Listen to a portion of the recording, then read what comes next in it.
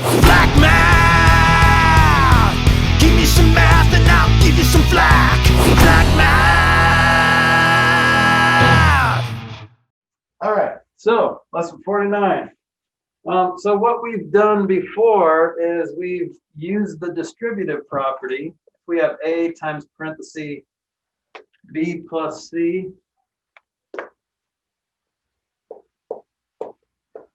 remember we do the little rainbows. The A is not just multiplied by B, it's multiplied by everything in that group, okay? So A equals A times B plus AC. But now what we're going to do is we are going to multiply two parentheses together. So if we had this situation, well, it's not just A and B multiplied by C. It's not just A and B multiplied by D, but it's A and B multiplied by C and D. Okay? So this is like a double distributive property. Over here, see how we drew the rainbows with the A's? A gets multiplied by B and C. Well, A still gets multiplied by B and C, but you're also going to multiply the B by C and D. So I say B and C with A. Okay? So it's like 4 multiplication problems. We can handle that. In algebra, we're mostly just squishing it together, right? So we get, what is that? What's A times C? What's A times C? AC. AC. What's A times D? AD. Okay. What's B times C? And B times D. Okay. So that's we're going to talk about an acronym called FOIL in a little bit, but you're basically multiplying the first times the first and the first times the last. So, and then the second one times the first and the second one times the last. So everybody in this group dances with everybody in this group. Okay. All right. So let's do some examples here. So let's put some numbers in here to make it a little more interesting. Here's example 2, 4x plus 5, and then 3x minus 2. Okay, so it's good to create a checklist because sometimes you forget what you've already done. All right, so if you have like 7 things in this parentheses and 7 things in that parentheses, that's like 49 different math problems. So you might forget what you've done. You're not going to do that, don't worry. But mostly it's going to be a binomial. Remember, binomial is 2 terms times a binomial. So let's start with the first one. First times the first. Okay, what's 4x times 3x?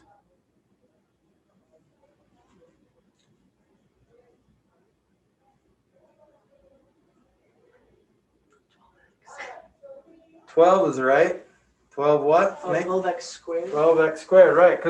And that's the most common mistake with these, is everyone forgets that it's x times x. So remember the rules when multiplying in algebra, it gets a little cloudy because when you add things in algebra, you don't touch the variable, right? So 4x plus 3x would be 7x. But 4x times 3x is 12x squared. So far, so good? All right, now let's multiply the 4x times this 2. And that's not really a 2. What is that? Negative 2. What's 4? Well, first of all, what's 4x times 2? 8x, right? So, and then if it's negative, we're just going to say minus 8x. So far, so good? And if it helps, you can chicken scratch that to a plus negative 2. Make it easier for you. All right, now we're going to multiply the 5 times everything. What's 5 times 3x? 15x. And they're both positive, so plus 15x. Then last but not least, what's 5 times negative 2? Negative 10, right? Okay, so when and only when you multiply a binomial times a binomial, you get this acronym. So you're multiplying the first times the first. And then you're going to multiply the outside terms. See how the 4x and the negative 2 are on the outside, right? So we call that O.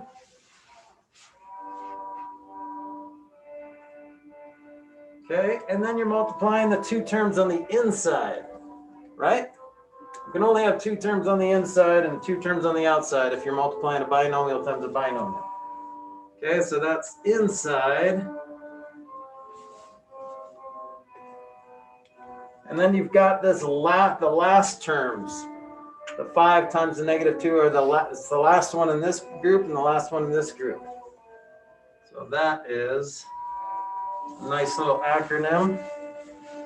So FOIL, like what you wrap your sandwich in when you want to save it or whatever. Okay, so we will use this word a lot. We'll use it as a verb. So when I say FOIL it out, I mean multiply the first times the first, the outside terms, the inside terms, and then the last term. So this is what it means to FOIL it out. Okay, now are you done? Is this the answer? Is this a simplified answer? What else can you do here? What else can you do here? Don't you add like terms? Yeah, so you do have some like terms here. Look, these are like terms, so you can combine those into what? What do those combine into? 7x.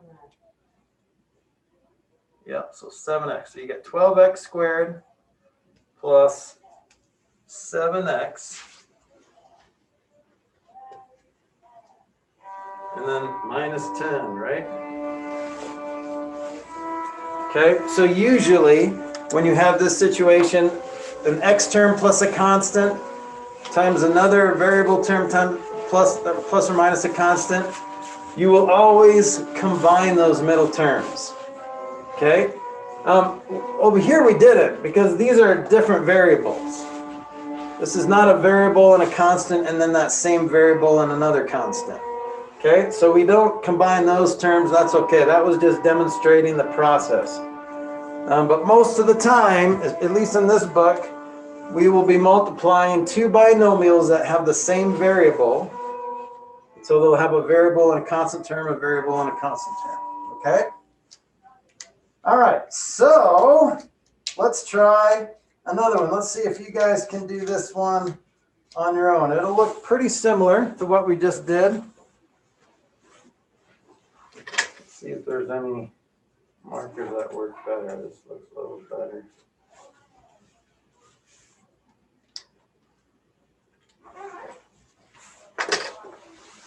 Okay, see if you can do this one on your own. This is example 3. 4x plus 2 times x minus 5. So see if you can do that one. And eventually you might be able to do this in your head, but let's write it out for now.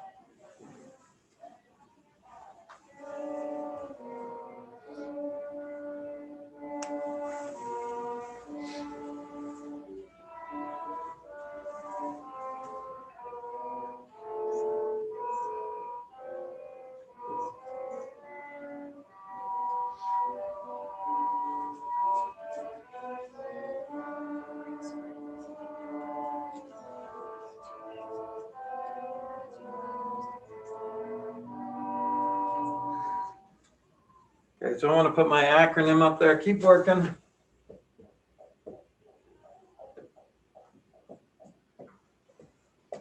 So it's just kind of a nice little checklist.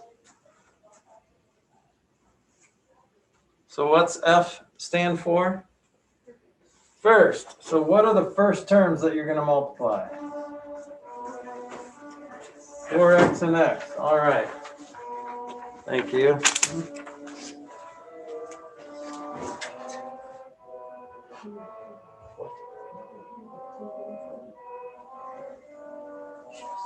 Okay. So what's 4x times x? 4x squared. 4x squared, right. Okay. So what's the O stand for? Outside. So what are the two outside terms that we multiply together? 4x and negative 5. What's 4x times negative 5? Negative 20x. Good. All right. So what's the I stand for? Inside. What are the two inside terms? 2 and x. What's 2 times x? 2x. That was nice. And last but not least, what's L stand for? The last. The last two terms are 2 and negative 5. So 2 times negative 5 is negative 10. Are you done? All right, what do you do next? Simplify. So what does that simplify? What do those two terms combine to? Negative 18. Good job. So that's negative 18x. So these don't combine with anything, so we leave those alone. 4x squared minus 10, and we're good.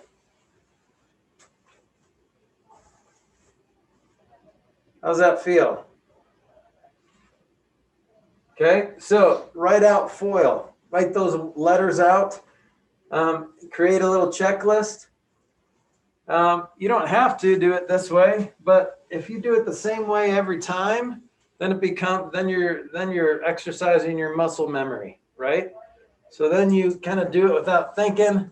You could even do it in your head. Okay, you know that this is going to be 4x squared and this is negative 10. And then the outside and insides will always combine. So then you go, okay, negative 20x and 2x combines to negative 18x. So 4x squared minus 18x minus 10. I got it. All right.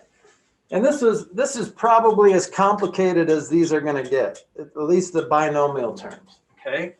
When you have, most of the time you'll have just like an x plus 2 and an x minus 5. So that's just x squared minus 3x minus 10, if you had that. Okay, but this makes it a little bit more complicated because there's a coefficient of the x here. But you guys can handle that. All right, a couple more examples, and then we'll move on to 50.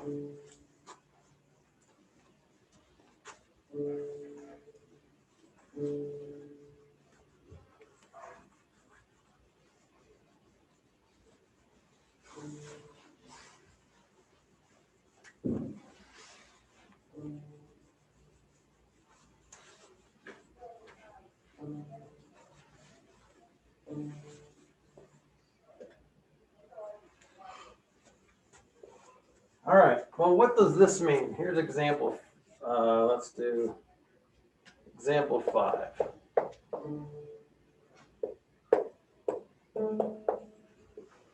What's that little 2 mean again?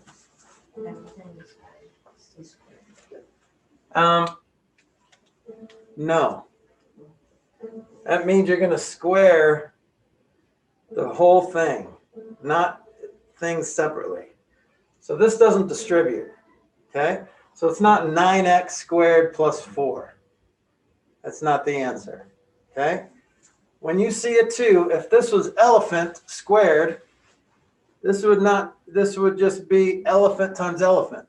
Well, let's just write it out. This is 3x plus 2 times 3x plus 2. Okay, if you don't write it out, you probably will get this wrong. So this 2 means square whatever that 2 is, whatever's to the left of that. It's not a 2, it's a parenthesis. So we're going to square the whole parenthesis, which means multiply the whole parenthesis times itself, which puts us in the same situation that we were just in, right? We're multiplying a binomial times a binomial. All right, 9x squared plus 6x plus 6x plus 4. Combine the two middle terms, 9x squared plus 12x plus 4. So you still do have the 9x squared and the 4, but you also have these middle two terms too that you can't forget. All right. So this is just the same thing we just did on the last board. All right, one more, and then we will move on to 50. So this is what happens when you multiply a binomial times a binomial, and you have the same variable in both binomials. You have a variable term and a constant, a variable term and a constant. You will always combine the middle terms, okay? Well, if you don't have that situation, then you just have to create your own checklist. I think drawing the lines is very helpful. So what if you have a binomial times a trinomial? So if you have 4x minus 2 times x squared plus x plus 4. Well, let's create a little checklist. So the first times everybody in the second parenthesis, and then the second times everybody in the parentheses. So how many multiplication problems are you going to have? 6, because the 4x is going to multiply by those 3 terms. And then the negative 2 is going to be multiplied by those 3 terms. Okay? Let's do it. What's 4x times x squared?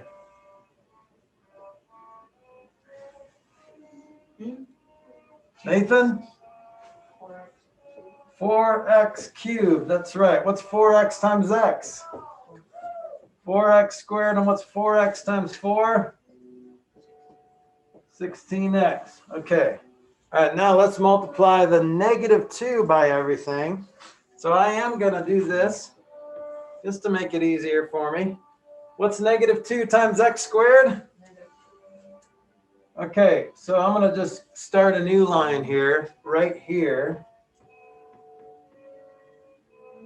And then negative 2x, and then negative 8. See what I did? And I started the line right there. Why did I start it right there instead of right here? You don't have to. It just makes it a little easier. Can you guys see why I would start it here and not under the 4x cubed? Because now I've got my like terms I can combine. So now this time I'm combining 2 sets of like terms. Okay, so let's see. This one doesn't combine with anything. You can write it all in one line if you want. But it's easier to spot. Like if this was written in descending order and this is written in descending order, it's easier to spot if you write it like this. So 4x cubed plus 2x squared plus 14x minus 8. Okay, all I did was combine these 2 sets right here and right here. Okay.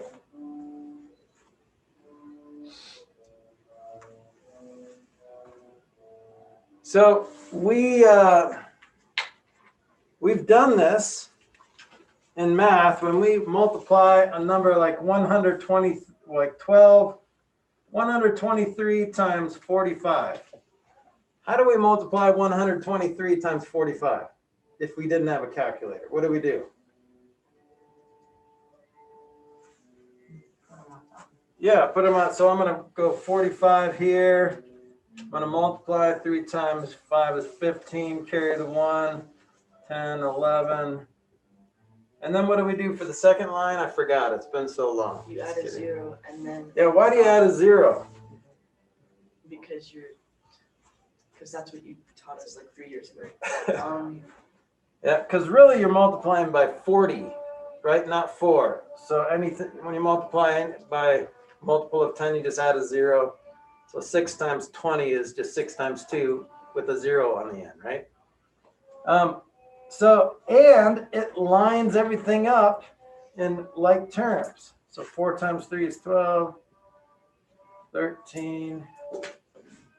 And then you add them, right?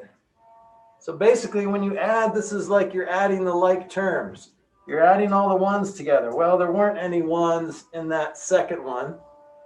And just like there weren't any, thousands or what in the first one. So see how we kind of ended up at the same situation there. You could technically do that here. X squared plus x plus 4 times 4x minus 2.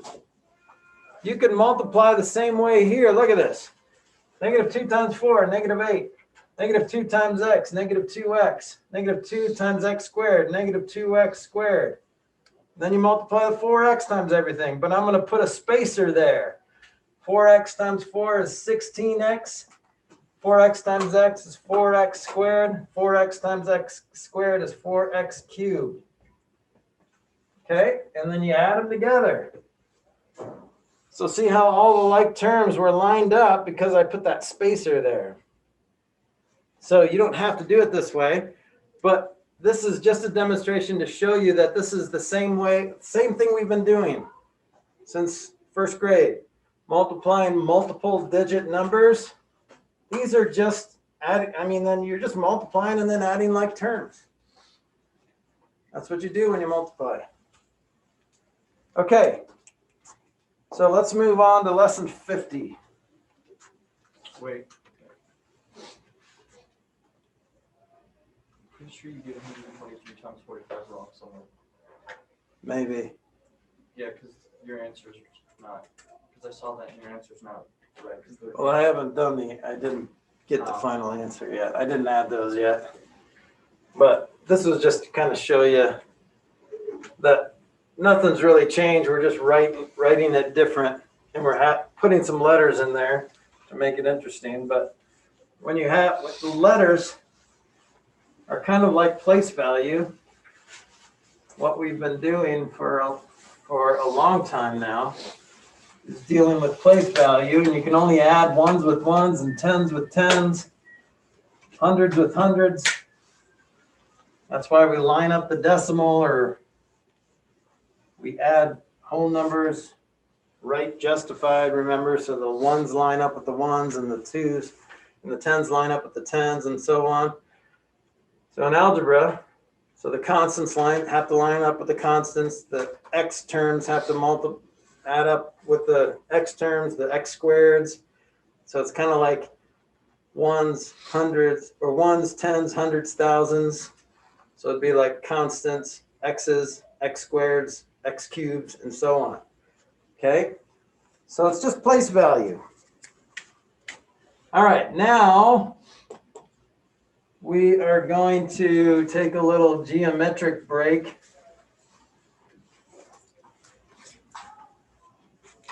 Kind of.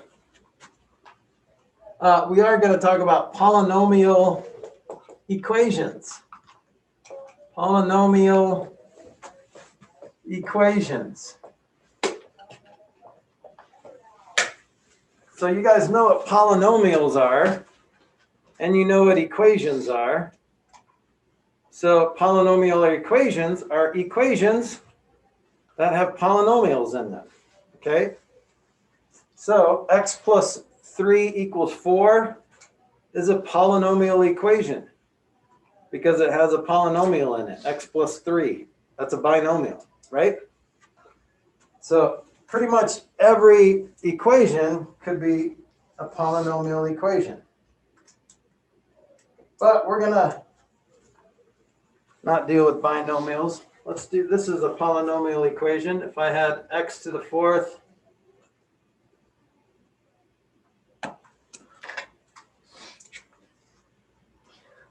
x to the 4th minus 3x squared plus 2 equals 0. That's an equation, right? Because it has an equal sign in it. That's what an equation is, anything with an equal sign in it. And it's a polynomial equation because it has a polynomial in it. Pretty straightforward, right? Oh, by the way, what's the degree of this polynomial? You remember what the degree is? How you classify the degree?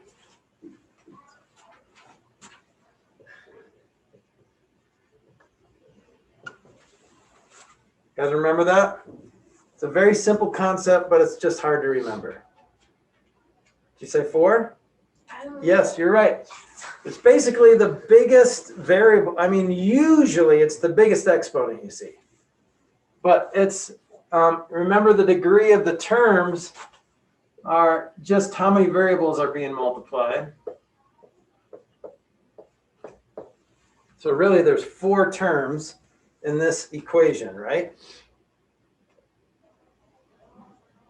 And the term is, the degree of the term is determined by how many variables or letters are being multiplied. Well, there's 4 x's, there's 2 x's, there's no x's, there's no x's.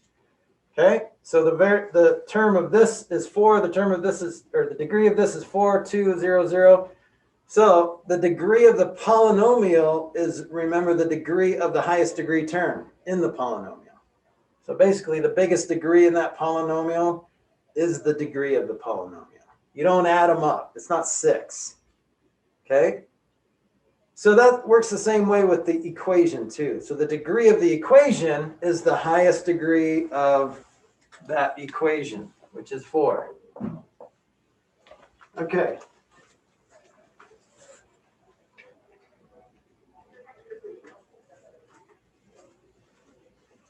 So if I had something like this, x, y, z plus y equals 4, what's the degree?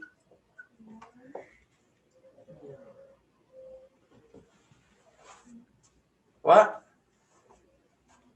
Anyone know what the degree is? No? Did you say 3? 2? No. You only would have said 3. How many variables are being multiplied in this term?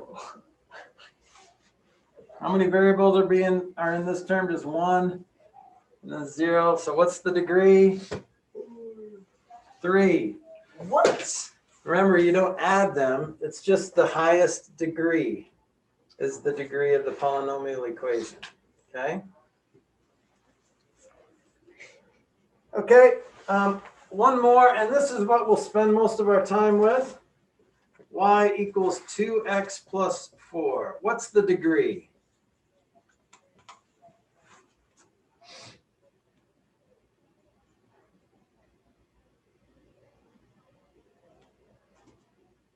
One? That's right. Because this one has a degree of 1, because there's only one variable there, right? And there's nothing being multiplied. There's no other variables being multiplied by that y, so it's just 1. There's no other letters or variables being multiplied except that x. So that's 1. So you got 1 and 1, and then you got 0, because there's 0 letters being multiplied there. So the degree is 1. Remember, it's the highest degree in that equation. Okay? So you can also think of degree as like dimensions. So what is a one-dimensional object in geometry? Just like a line. Right? Yes, it's just like a line. It just has length. There's no length and width. It just has length. So actually, if I were to graph this line, it would look like this. So this is called a linear equation. Any equation that has a degree of 1 is called a linear equation. All right? Do you see the word line and linear? So it's a linear equation. Now, I'll show you how I drew that line and how I got that line. But really, if you were to figure out some x's and y's that would make this equation true, do you know how many solutions there are to this equation? Can you think of an x and y that you can put in there that would make this equation true? Like if x was this and y was this, then this would be true. Can you think of a couple numbers, Nathan?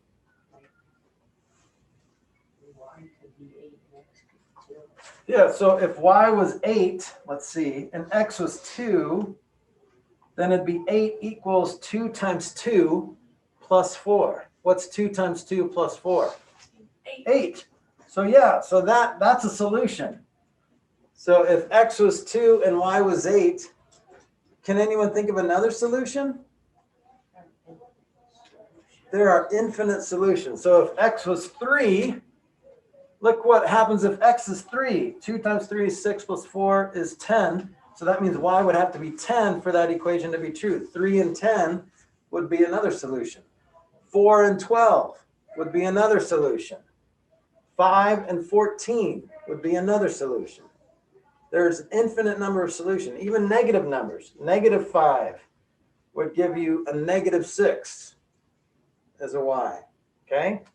So there are infinite number of solutions. That's why when you draw on a line, the most important part of this graph are the little things on the end, which say you keep going forever in both directions. There is an infinite number of solutions both directions.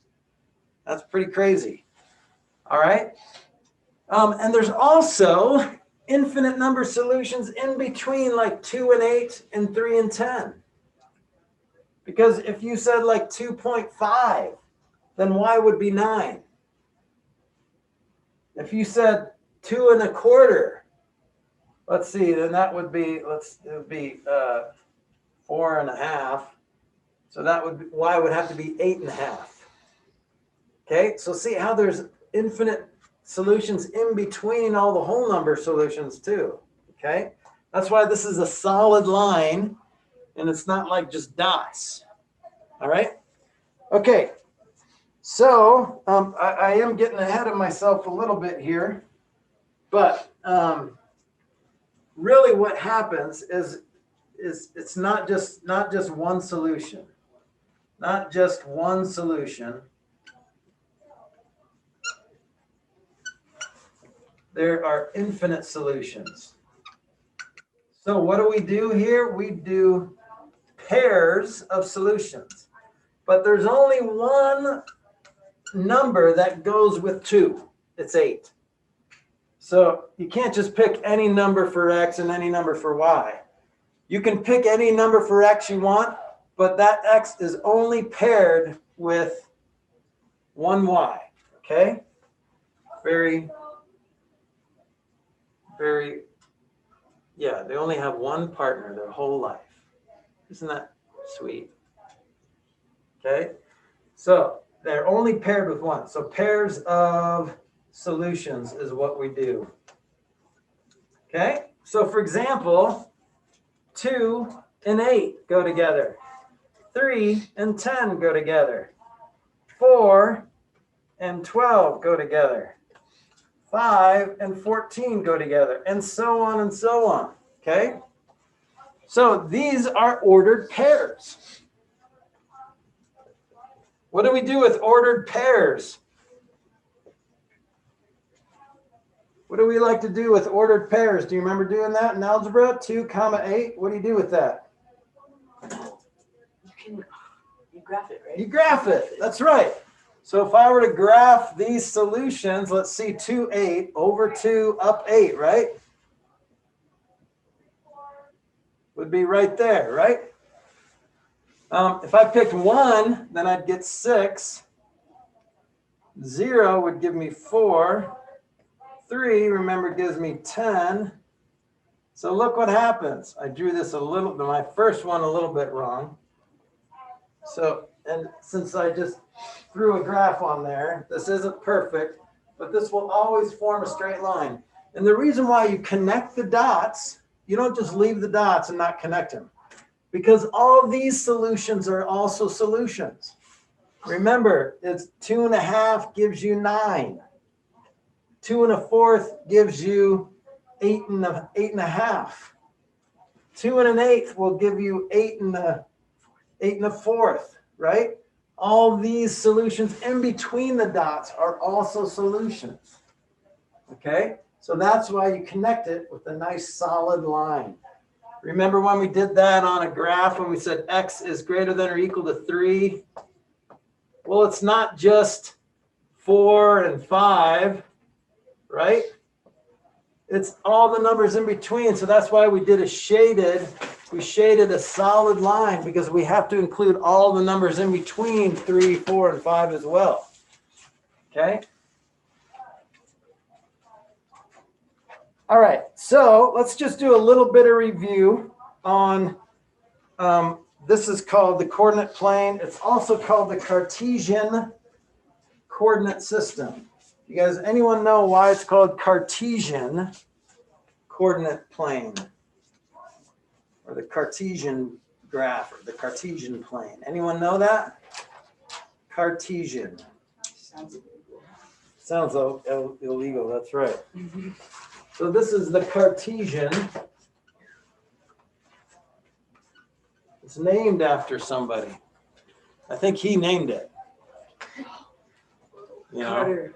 if I created something, I would call it the Flack plane, which doesn't sound as cool.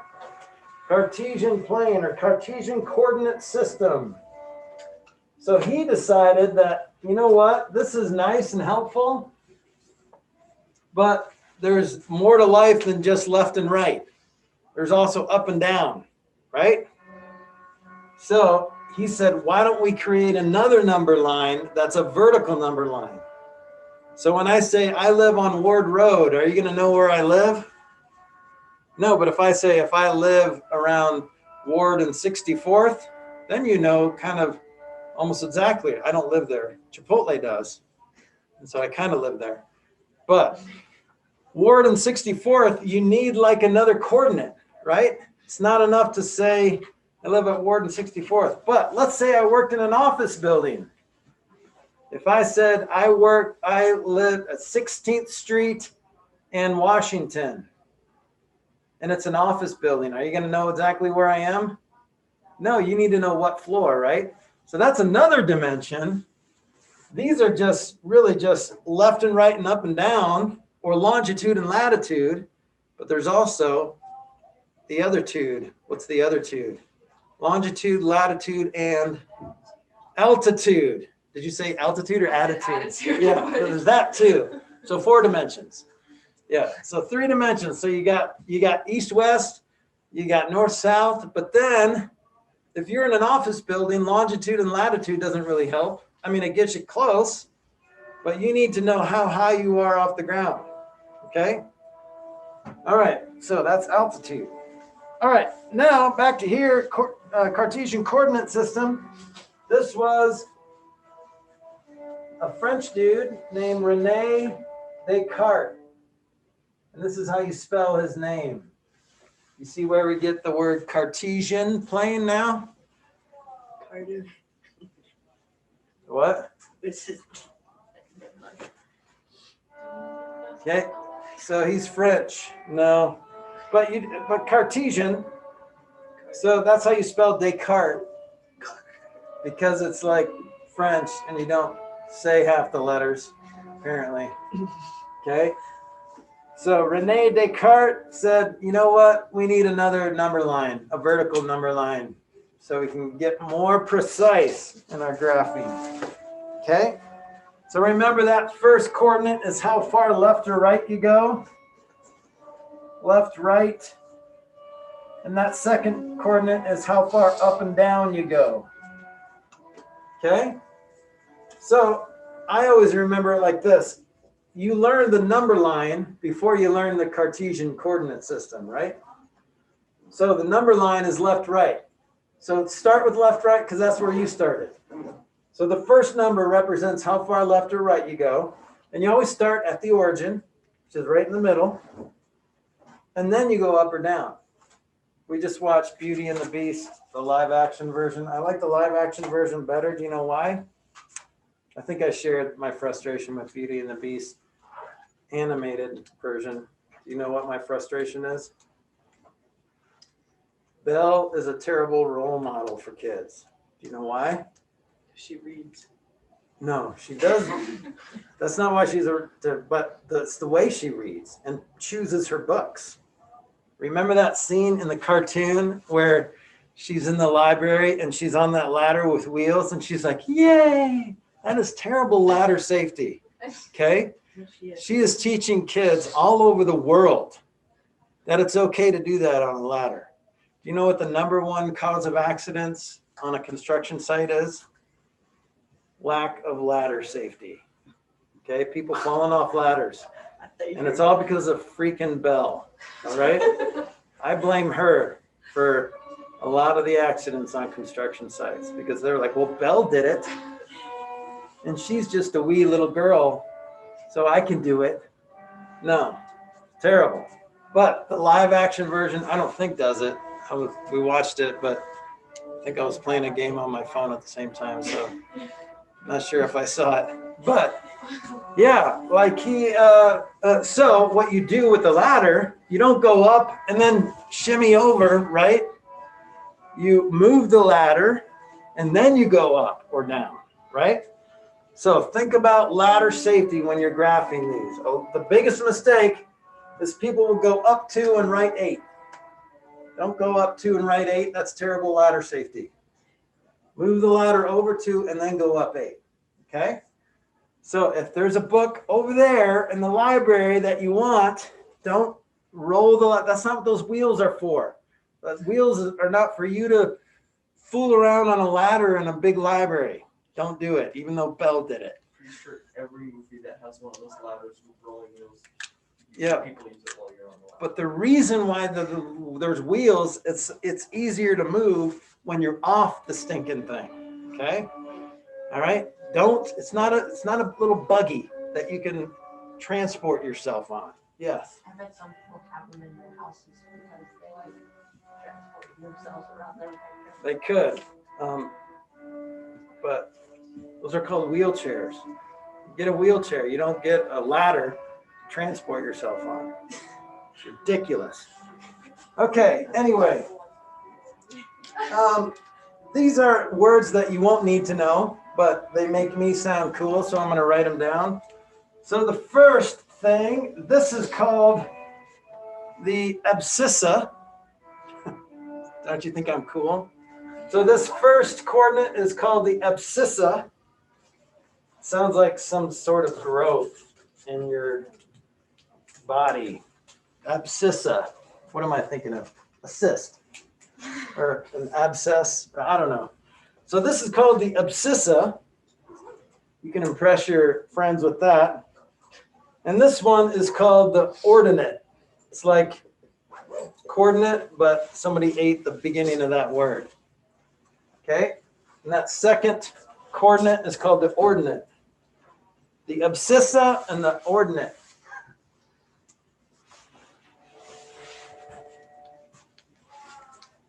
All right. So over here, you've got you've got 4 quadrants. You've got quadrant 1, 2, 3, and 4. The reason why they chose this as 1, because everything's positive. And just think about that. When you were learning numbers, the first numbers you learned were positive, right? So this is every coordinate, and coordinate 1 is going to be all positive. So you're going to have a positive and a positive number, right? Because you're going to the right. Everything in this quadrant is to the right and up from the origin. Okay? What are the coordinates over here? Negative. Negative, And positive. Right. So you go left and then you go up. What about down here? Negative, negative. Negative, negative. So that number 3, you would think you would end with negatives in the quadrant 4, but no, it just goes counterclockwise. Okay, and then you got you got positive, negative, right? In quadrant 4. So these are 4 quadrants.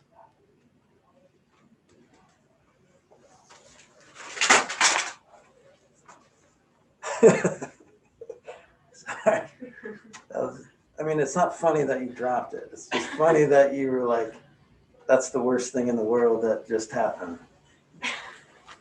Okay, how we doing? You guys feel okay? This is a lot of review, right? You guys remember this. You probably don't remember ordinate and abscissa. I didn't even remember that. I couldn't have told you that. If you would have asked me those two things, I just taught it last year, right? But I would have not known or remembered. That's okay. You're going to survive this life without remembering these terms. But it's pretty cool if you do. Like next time you're talking about coordinates with your friends, you know, you can say, yeah, what's the abscissa on that? Oh, you don't know what that is? I do. But whatever, I don't want to brag. Okay, any questions? You guys want to practice graphing points? You got enough practice of that in pre-algebra? All right. Well, you'll be able to practice it in homework. Don't worry. Take heart. All right, good job. We're done. Black math, give me some math and I'll give you some flack. Black math.